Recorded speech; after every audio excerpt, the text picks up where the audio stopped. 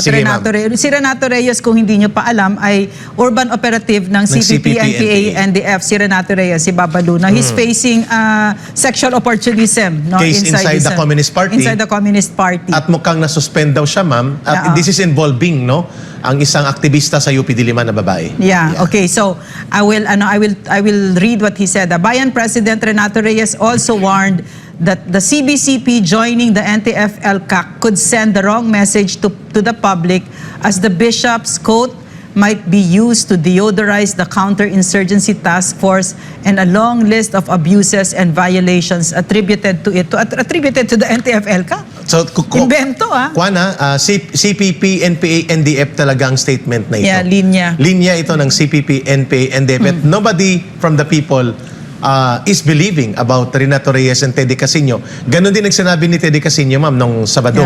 Ang sabi niya ay pagtatakpan ng CBCP presence ang totoong karakter ng NTF-ELCAC, which is a red tagging agency. At ito daw ay delikado sapagkat magagamit daw ang CBCP, according naman kay Teddy Casino, bilang pamamaraan para mas lalo pang lumawak ang mga ginagawa ng NTF-ELCAC so that gagamitin ang CBCP na pangtakip ng NTF-ELCAC. Dalawang bagay ang gusto naming ilahad dito kaagad. Una, si Teddy Casino at si Renato Reyes at mga grupo po nila ng Bayan, Bayan Muna, and the rest of the front operators ay naghahayag ng pahayag na nanggagaling sa Central Committee ng Communist Party of the Philippines.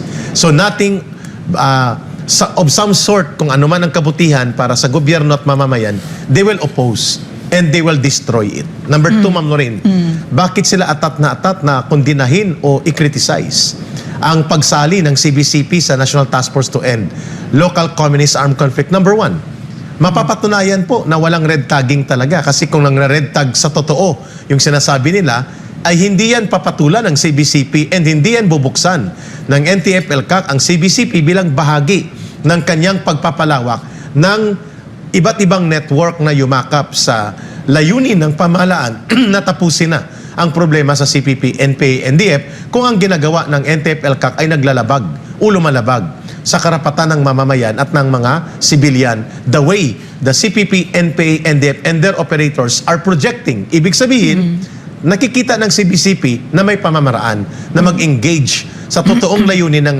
NTF-ELCAC. Number two, Ma'am Lorraine, inilinaw ng CBCP, nandun daw sila sa NTF-ELCAC para bantayan kung totoong may red tagging, at they will not allow na may red tagging. Walang itinatago ang NTF-ELCAC. Bisang even kami nila, Ma'am Lorraine, wala kaming itinatago dyan.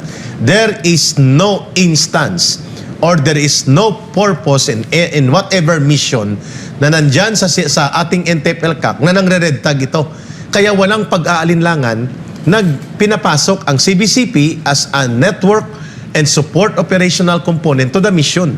Ibig sabihin, Ma'am Lorraine, walang itatago dahil wala namang nangyayaring red tagging. And thirdly, ang rason, ma'am, dito kung bakit galit na galit sila, sapagkat mapuputol na rin ang kanilang influence of infiltration and maximization sa network ng CBCP na ginagamit nila sa mga Pilgrims for Peace, Peace Talks, Rural Missionaries of the Philippines, na kung ano-ano pang mga Saint Scholastica, mga eskwela at mga universidad na ginagamit nila na tungtungan sa pagre-recruit ng kabataan. In fact, if CBCP will be actively there in the NTF-ELCAC, they will be given more views and perspective kung ano talaga ang lalim at lawak ng infiltration operations na ginagawa ng CPP, NPA, NDF through their actual engagement with NTF-ELCAC, Ma'am Lorraine.